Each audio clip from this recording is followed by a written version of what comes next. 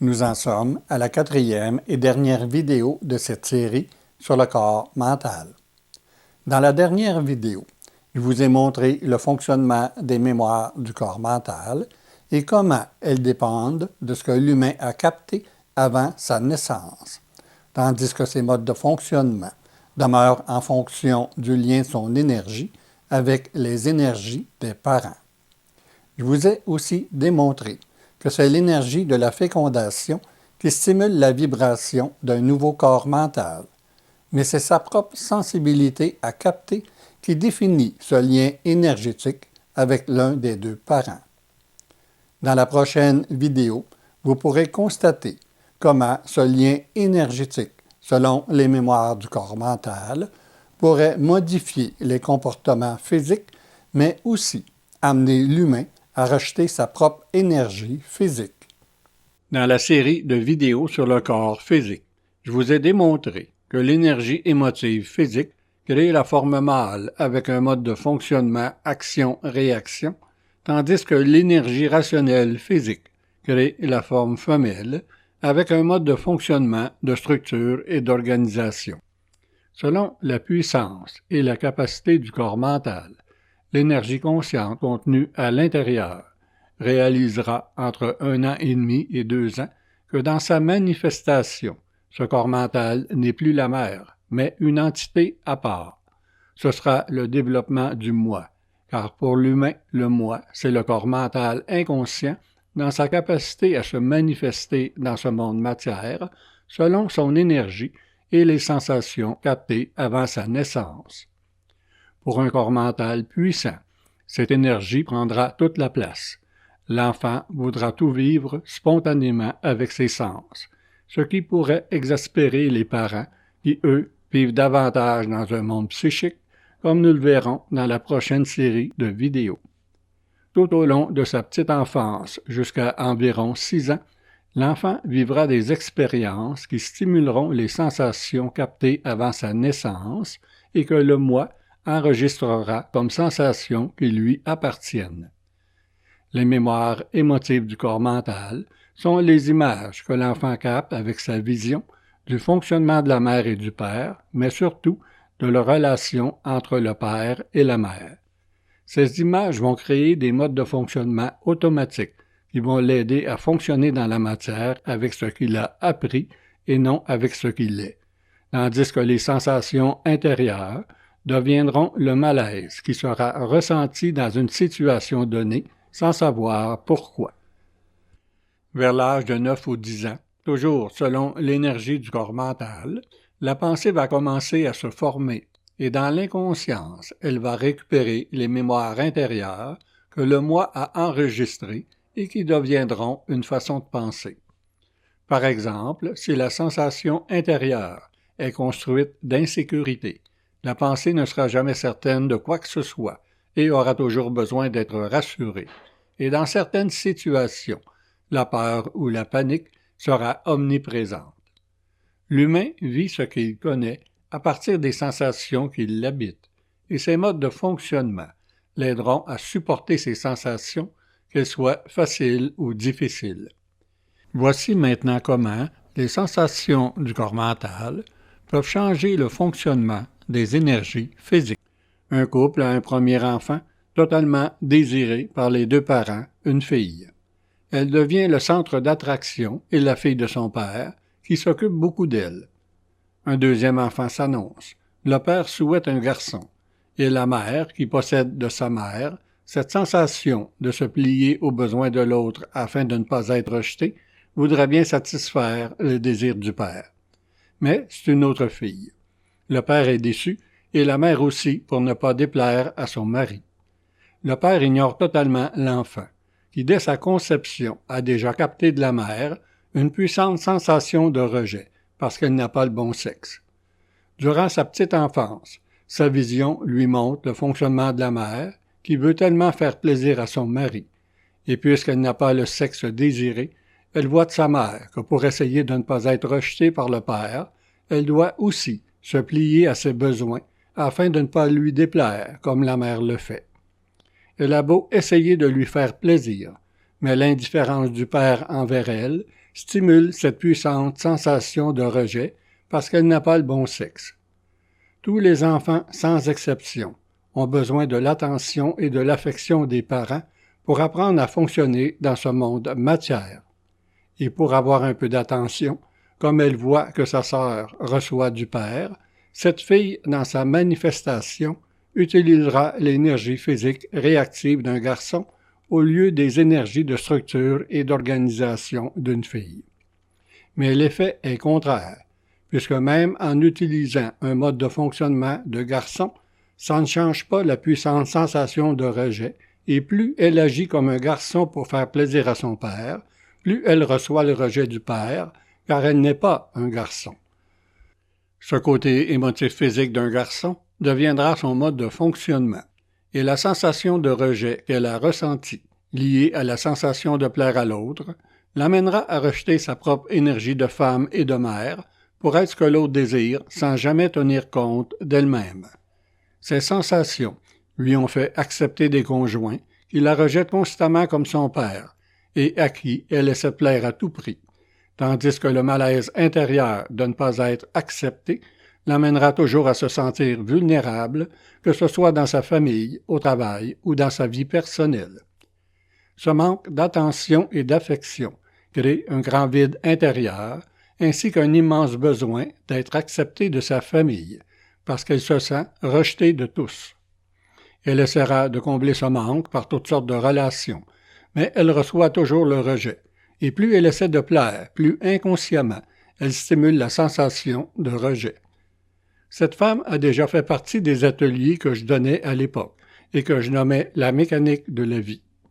Je lui avais montré son besoin de plaire à tout prix, et elle était partie en claquant la porte, car j'avais éveillé la puissante sensation de rejet.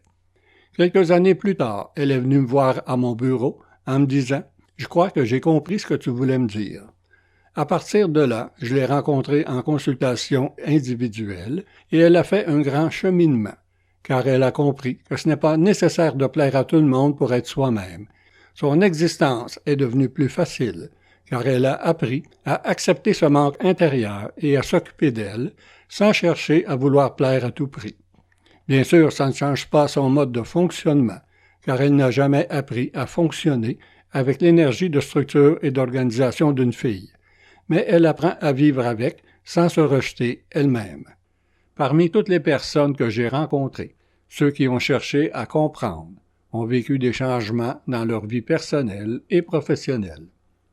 Des résultats qui ne sont pas spectaculaires, puisque ces changements sont intérieurs surtout, mais c'est de l'intérieur que les grands changements se font, puisque c'est l'intérieur qui crée l'extérieur. En effet, dans l'inconscience, ce sont les sensations qui créent les événements que vivra l'humain. Et dans l'exemple que nous venons de voir, la puissante sensation de rejet que ressent cette femme crée des événements, c'est-à-dire des relations, qui au départ lui donnent l'espoir d'avoir l'attention et l'affection dont elle a tant besoin si elle fait tout pour plaire comme sa mère. Changer ce processus demande un effort. D'abord, d'être capable de se regarder dans ses modes de fonctionnement, arrêter de vouloir plaire à tout prix, mais pour cela, elle doit apprendre à contenir la puissante sensation de rejet. Je vous donne un exemple de la difficulté de l'humain à vivre ce qu'il ne connaît pas. J'avais une cliente qui possédait de puissantes sensations de rejet qui ont été confirmées par l'abandon de sa mère dès sa naissance.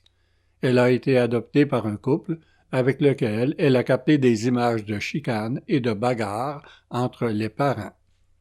Elle manifeste une énergie corps mentale très puissante, et ses sensations l'ont amenée pendant une grande partie de sa vie à rencontrer des conjoints qui l'ont rejetée, tandis que ses mémoires émotives, ou les images captées du couple qui l'a adoptée, sont aussi à la mesure de son énergie et l'ont amenée à se battre constamment avec ses conjoints. Je l'ai eue comme cliente pendant quelque temps, en essayant de lui montrer ce qu'elle vivait et pourquoi elle le vivait. Ce travail lui a permis de prendre conscience de ses modes de fonctionnement, et un jour, elle vient me rencontrer pour me dire qu'elle avait fait une nouvelle rencontre, car cette conscience des modes de fonctionnement stimule l'énergie du moi qui lui se sent prêt à vivre une expérience différente de ce qu'il connaît. Elle me dit comment l'homme qu'elle venait de rencontrer était fin, doux, affectueux, et à quel point il s'occupait d'elle. Elle termine en me disant, et je cite, « Il m'énerve, l'hostie ». Cette remarque démontre que cet homme ne stimulait pas ses mémoires de rejet, ni son mode de fonctionnement qui est de se battre constamment. Je lui ai dit que cet homme était dans sa vie pour l'aider à changer la vibration de son corps mental, si seulement elle arrivait à se laisser aller à cette douceur, ce qui lui permettrait d'apprendre à fonctionner autrement de ce qu'elle connaît. Malheureusement, lorsque les mémoires sensations du corps mental ne sont pas stimulées, les instincts ne le sont pas non plus, et l'humain trouve que sa vie est plate. Il ne se sent pas vivant, puisque l'humain touche à un vide intérieur avant de toucher à ce qu'il est. Et pour ne pas sentir ce vide, il cherchera ce qu'il connaît, même si ses mémoires créent des événements ou des relations difficiles. Les mémoires de cette femme sont à la mesure de son énergie, et elles ont facilement repris le dessus. Elle a quitté cet homme doux pour trouver quelqu'un avec qui elle pourra se battre et qui la rejettera, car c'est ce qu'elle connaît et qui lui donne l'impression d'être vivante. L'humain, qui soit par accident ou par un choc d'existence, touche à une énergie qu'il ne connaît pas, mais qui pourrait l'aider à prendre conscience de son conditionnement et qui pourrait lui permettre de transformer sa vibration, touche à cette parcelle d'énergie consciente contenue à l'intérieur de son corps mental.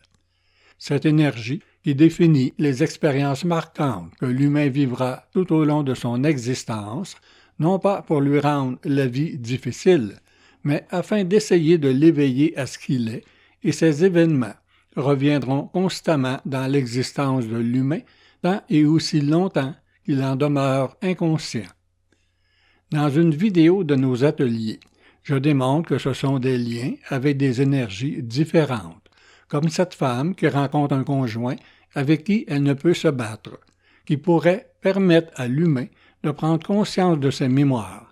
Et si l'humain arrive à accepter ces énergies qu'il ne connaît pas, parce qu'elles ne font pas partie de son environnement, ces liens pourraient l'aider à transformer son existence.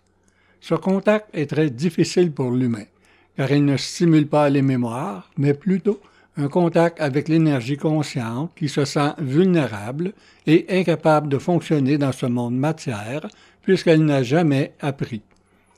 L'humain a surtout appris à fonctionner avec les mémoires de ses parents, de sa famille et de sa race, et lorsque par accident ou choc d'existence il touche à sa propre énergie, il ressent un grand vide, car ses modes de fonctionnement ne sont plus stimulés et il ne sait plus comment fonctionner. Il devient comme l'enfant qui vient de naître, et dans l'ignorance de ce qu'il vit, il se sentira en dépression et cherchera, dans les formes psychiques, un moyen pour revenir à ce qu'il connaît. Il est donc plus facile pour l'humain de créer des liens qui seront en fonction de ses mémoires et qui le maintiendront dans un conditionnement d'existence connu, car l'inconnu rend la pensée insécure, comme vous pourrez le constater dans la prochaine série de vidéos. Lorsque l'humain transforme son intérieur, c'est-à-dire qu'il apprend à se sentir en paix avec les sensations qui l'habitent, il ressent un grand bien-être, car prendre contact avec soi, c'est prendre contact avec un état qui demeure en contact avec le corps mental originel. Lorsque l'humain touche à cette énergie, elle transforme automatiquement sa vie extérieure sans aucun effort, car le plus grand effort pour l'humain, c'est de devenir soi-même et non de transformer le monde extérieur. Pour terminer cette série de vidéos sur le corps mental, je vais vous donner un aperçu de la durée de vie de l'humain selon les 3 corps qu'il possède. La pensée amène l'humain à croire qu'il n'a aucun effort à faire, puisqu'à la mort de son corps physique, il ira dans un paradis de paix et de bonheur. La réalité pourrait être décevante, puisque chaque corps possède un temps de vie relié à la dimension où il se manifeste. Toute forme matière, qu'elle appartienne à l'univers ou à la planète, a une fin, peu importe sa forme et sa dimension. Les étoiles possèdent un temps de vie qui se situe dans les millions d'années, mais lorsqu'ils ont atteint la limite de leur expansion, elles explosent ou implosent pour devenir supernova ou trous noirs. La forme meurt, mais pas l'énergie, et c'est pareil pour toutes les formes matière. Le corps physique possède donc un temps de vie défini par sa génétique, ses énergies, son lien avec les puissances de la planète dans la dimension physique. Le corps psychique, dans sa dimension système planétaire, possède un temps de vie plus long que le corps physique selon les formes avec lesquelles il est associé, comme nous le verrons dans la prochaine série de vidéos. Le corps mental, relié à la dimension de la galaxie, possède un temps de vie qui, dans son inconscience, pourrait ressembler à celui des étoiles, ce qui est encore plus long, et qui dépend des énergies avec lesquelles il se lie. Mais il pourrait devenir éternel s'il apprend à se fondre dans l'océan de l'énergie consciente qu'est l'humain. Donc, même dans l'inconscience de ce qu'il est, si l'humain n'avait plus de corps physique, l'énergie du corps mental continuerait de vivre avec les sensations intérieures qu'elle possède par l'entremise des énergies avec lesquelles elle demeure liée. Dans ce contexte, l'humain pourrait constamment ressentir les sensations de malaise qui se sont formées avant sa naissance, même s'il n'a plus de corps physique. Les sensations amènent l'humain à souffrir intérieurement, et la pensée qui récupère ces sensations pourrait amener cet humain à vouloir quitter ce monde extérieur, puisque ce sont ses relations dans ce monde matière qui lui font ressentir cette souffrance. Son lien avec les instincts pourrait développer la pensée de se suicider afin d'échapper à sa souffrance. Mais cette souffrance n'est pas physique, elle est intérieure. Il continuerait donc à vivre cette souffrance ou malaise qui provient des sensations captées par son corps mental avant la naissance. Ce que l'humain ignore, c'est que ce malaise très puissant qui provient des sensations est une indication d'une grande capacité de son corps mental, ainsi qu'une plus grande possibilité de toucher à ce qu'il est vraiment afin de pouvoir transformer ses sensations. Malheureusement, dans ce monde axé vers l'extérieur seulement, l'humain n'apprend pas à devenir conscient de ce qu'il est, comme vous pourrez le constater dans la prochaine série de vidéos sur le corps psychique. Dans cette nouvelle série de vidéos, je vais vous démontrer que pour chaque humain, l'extérieur n'est que le miroir du fonctionnement intérieur. En effet, dans cette nouvelle série de vidéos sur le corps psychique, je vais vous expliquer comment et pourquoi le psychique récupère les mémoires intérieures de l'humain afin de le lier à des formes où il vivra ce qu'il connaît et qui deviendra le miroir de ce qu'il est sans qu'il en soit conscient. Je vais aussi vous démontrer comment la pensée se crée et comment elle fonctionne selon les mémoires de chaque humain. Vous serez ainsi en mesure de constater comment la pensée se lie à des formes ou des environnements où l'humain se sentira comme faisant partie d'un ensemble qui se ressemble et où il se sent en sécurité dans ses modes de fonctionnement. Je vous donne rendez-vous la semaine prochaine pour une nouvelle série de vidéos sur le corps psychique.